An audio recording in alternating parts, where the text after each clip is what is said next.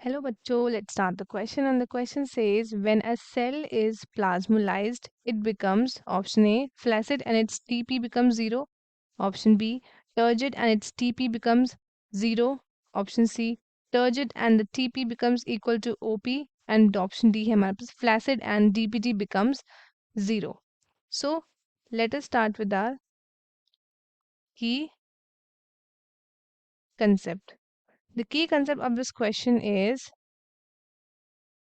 plasmolized. Plasmolysed ये क्या है? ये आपकी वो कंडीशन है जहाँ पे एक गैप डेवलप होता है गैप डेवलप्ड होता है बिटवीन साइटोप्लाज्म सेल के साइटोप्लाज्म के बीच में एंड उसकी सेल वॉल के बीच में which is caused because of the process of exoosmosis. ये caused होता है because of the process of exoosmosis. Also, the absence of pressure is responsible for pushing the plasma membrane against the wall. एक वो भी आपका reason है.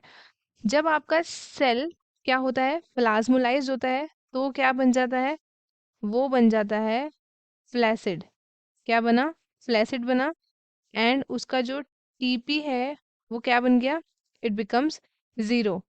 तो TP आपका क्या होता है? टीपी मतलब होता है आपका टर्गर प्रेशर. वो आपका क्या बन गया? 0 बन गया. जब आपने सेल को प्लेस करा इन अ हाइपरटोनिक सोल्यूशन तो जो वाटर है फ्रॉम द सेल वो आपका मूव कर रहा है आउटवर्ड्स.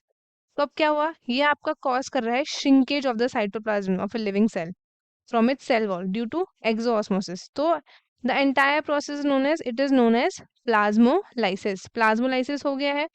So अब क्या होता है? प्लाज्मोलाइसिस के टाइम पे तो जो सेल मेम्ब्रेन है ये पुल अवे कर देती है क्या? सेल वॉल को.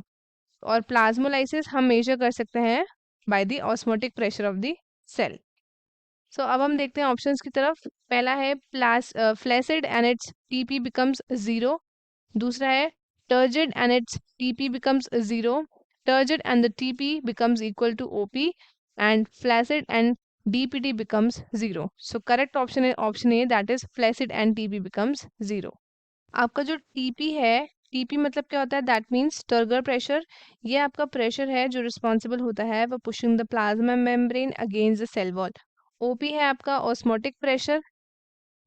DPT stands for diffusion pressure deficient. तो आपका जो करेक्ट ऑप्शन होगा ऑप्शन ए होगा एंड बाकी के ऑप्शंस हो जाएंगे हमारे इनकरेक्ट. तो स्टूडेंट्स आई होप आपको क्वेश्चन अच्छे से समझ आया है. All the best and thank you.